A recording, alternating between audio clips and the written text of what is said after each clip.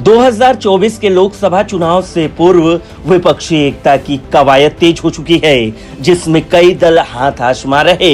लेकिन इन दलों में कुछ ऐसे भी दल हैं जो विपक्षी एकता की राह से अलहदा होते हुए तीसरा मोर्चा बनाने की कवायद में जुट चुके हैं, जिसमें प्रमुख रूप से ममता बनर्जी का नाम शामिल है।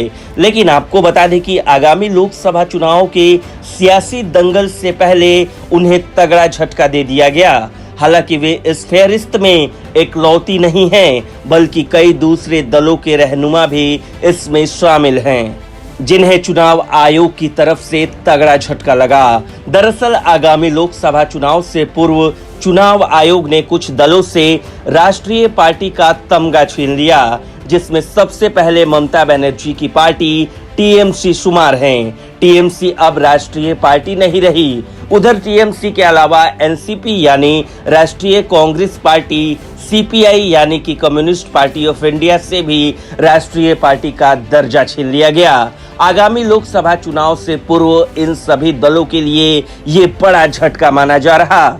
उधर जहां कुछ दलों को झटका लगा है, तो वहीं आम आदमी पार्टी को राष्ट्रीय पार्टी का दर्जा दिया गया, जिससे आगामी चुनाव में आप संयोजक अरविंद केजरीवाल एक बड़ी जीत के रूप में दिखाने की कोशिश करेंगे। हालांकि इस बात के कयास काफी पहले से ही लगाए जा रहे थे कि किन आगामी दिनों में आम आदमी पार्टी को राष्ट्रीय पार्टी का दर्जा दिया जा सकता है। आखिर चुनाव आयोग ने आपको राष्ट्रीय पार्टी का तमगा पहना ही दिया। आइए अब जानते हैं कि आखिर राष्ट्रीय पार्टी होने का मतलब क्या है। राष्ट्रीय पार्टी का दर्जा प्राप्त करने के लिए किसी भी दल को चुनाव आयोग द्वारा निर्धारित किए गए नियमों का पालन करना होता है।